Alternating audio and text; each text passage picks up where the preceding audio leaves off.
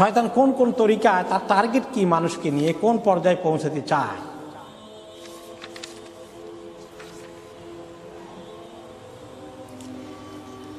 ইমাম ইবনে কাইয়িম রাহমাতুল্লাহ আলাইহি বলেন, ওয়ালা ইউমকিনু হাসরু আজনাসি শাররিহি, শয়তানের কাছে থেকে পানা চাইতে হবে কত বুরাই তার কাছে আছে, কি কি বুরাই আছে এটা সম্ভব নয় গুণে শেষ করা। কত রকমের দুশ্মনী সে আমাদের বিরুদ্ধে করে, কত তরিকায় করে, সবগুলো মেনশন করা সম্ভব না। তার এত ফন্দি, এত তরিকা আছে। ইয কুল্লু শাররিন ফিল আলাম ফাহুয়া সাবাবু ফীহি, দুনিয়ার মধ্যে যত মুসিবত, ডিজাস্টার, গুনাহ খাতা আছে, সবগুলোর মধ্যেই তার কোনো না কোনো পর্যায়ে অংশগ্রহণ আছে। ওয়ালাকিন ইয়ানহাসিরু শাররুহু ফি সিত্তাতি আজনাস, কিন্তু মুদ্দা কথায় 6 ভাগে তার শয়তানিকে বিভক্ত করা যেতে পারে। তার টার্গেটগুলোর স্তর আছে, 6 স্তরে শয়তানিকে আপনি ভাগ করতে পারেন। একটা খুব মারাত্মক স্তর, ওইটা আপনাকে মিস করলে তারপর দ্বিতীয় স্তরে আপনাকে ফেলতে চায়, সেটা মিস করলে থার্ড স্তরে যাবে, তৃতীয় স্তরে, সেটা মিস করলে চতুর্থ স্তরে। এইভাবে তার 6টা স্তর পাওয়া যায়। ইমাম ইবনে কাইয়িম রাহমাতুল্লাহ আলাইহি কোরআন হাদিস সামনে রেখে তিনি 6টা লেভেল বানালেন, ইন 6 লেভেলস। শয়তান আমাদেরকে টার্গেট নেয়। লা ইয়াজালু ইবনে আদম হাত্তা ইয়ানালা মিনহু ওয়াহিদান মিনহা আও আকসার, সে ইবনে আদম মানব সন্তানের এই পিছনে লাগাই আছে, একটা না পারলে আরেকটা, আরেকটা না পারলে আরেকটা, যে কয়টা পারে 6টা, সবগুলো না পারলে যে কয়টা পাওয়া যায় আপনাকে ফেলে দিবে সেখানে।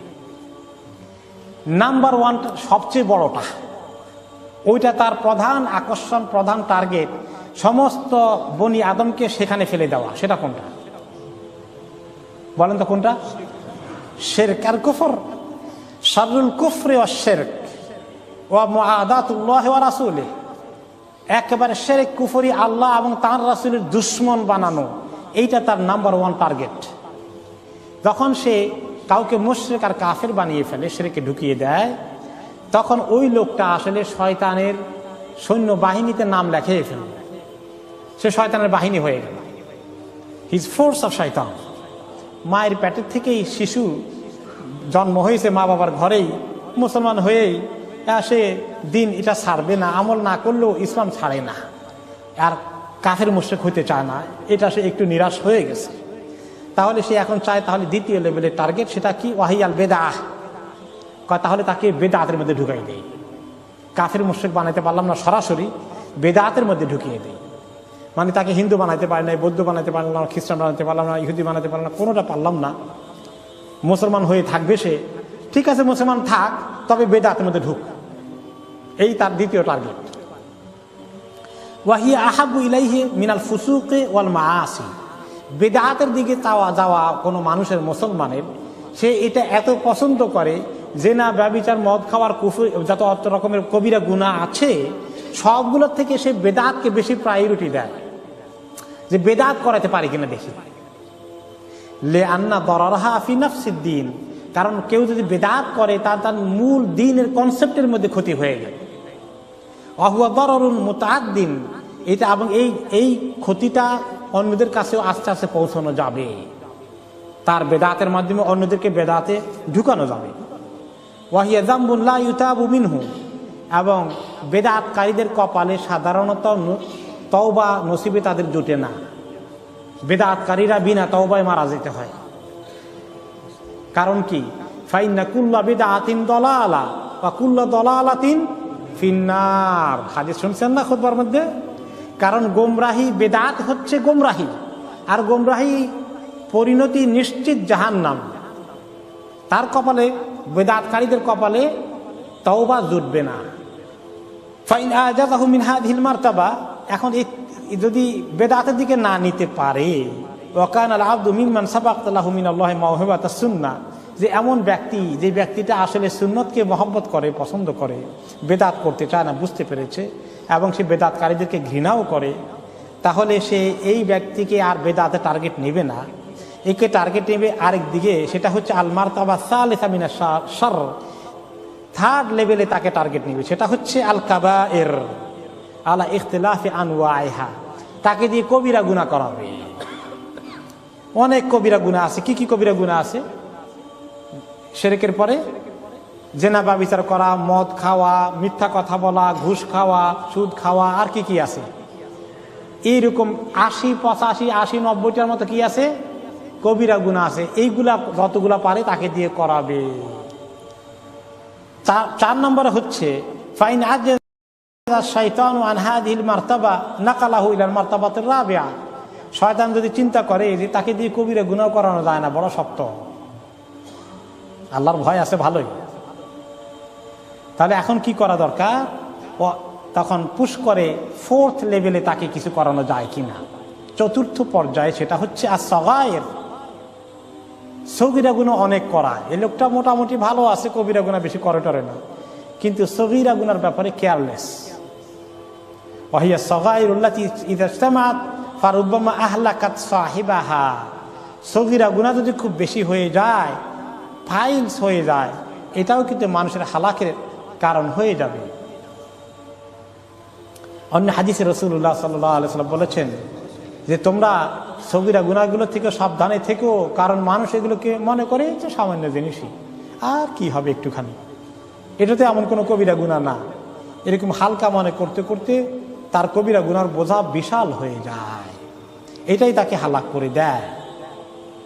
এখন হলো এই লোকটা কিছু সতর্ক, ভালোই মোমেন আছে, কবিরা গুনাহ সহজে করে না, মাশাআল্লাহ সগীরা গুনাহ করে না।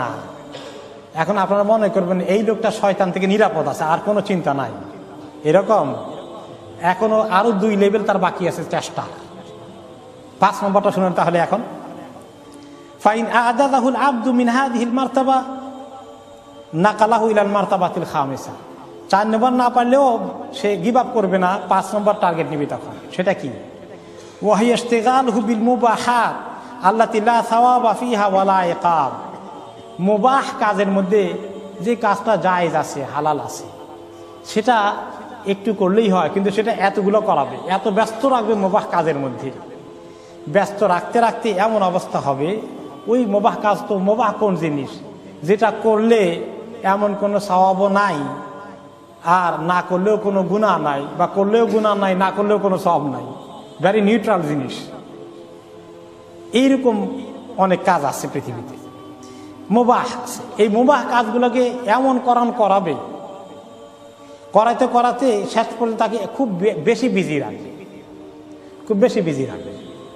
মনে করেন মুবাহ কাজের এক্সাম্পল দিই, আপনার একটা সুন্দর বাড়ি আছে, ঘর আছে, মাঝে মাঝে বাড়ি ঘরের মধ্যে একটু হাত লাগাইতে হয়, ঠিক কিনা? তার মানে জঙ্গল হয়ে যায়, ময়লা জমে যায়। এখন এক লোক এত যত্ন করে, প্রত্যেক দিন 1 ঘন্টা 2 ঘন্টা 3 ঘন্টা লাগায়, এত সুন্দর করে পুষতে থাকে, মুছতে থাকে, পানি দিয়ে ধুইতে থাকে, মাশাআল্লাহ। মুবাহ কাজ, বাড়িঘর ধুইতেছে, ভালো কথা। এখন এইভাবে 2-3 ঘন্টা যদি ডেইলি যায়, তার জীবনের কত ঘন্টা গেল? তার এই যে অনেক ব্যাপার আছে, তার যে কত দায়িত্ব আছে, তার যে মানে কোরআন পড়তে হবে, হাদিস পড়তে হবে, তাওবা পড়তে হবে, ইস্তেগফার করতে হবে, মসজিদে যেতে হবে, মানুষের উপকার করতে হবে, দাওয়া ইলাল্লাহর কাজ করতে হবে, ইলম শিখতে হবে, রুগী দেখতে হবে, কবর জিয়ারতে যাবে, রুগীকে তারপরে মাইতে দাফন করতে যাবে, কত কত নেক কাজ আছে, সব বাদ দিয়া না আমার বাড়িঘর মোছা কাজ বাকি রয়েছে।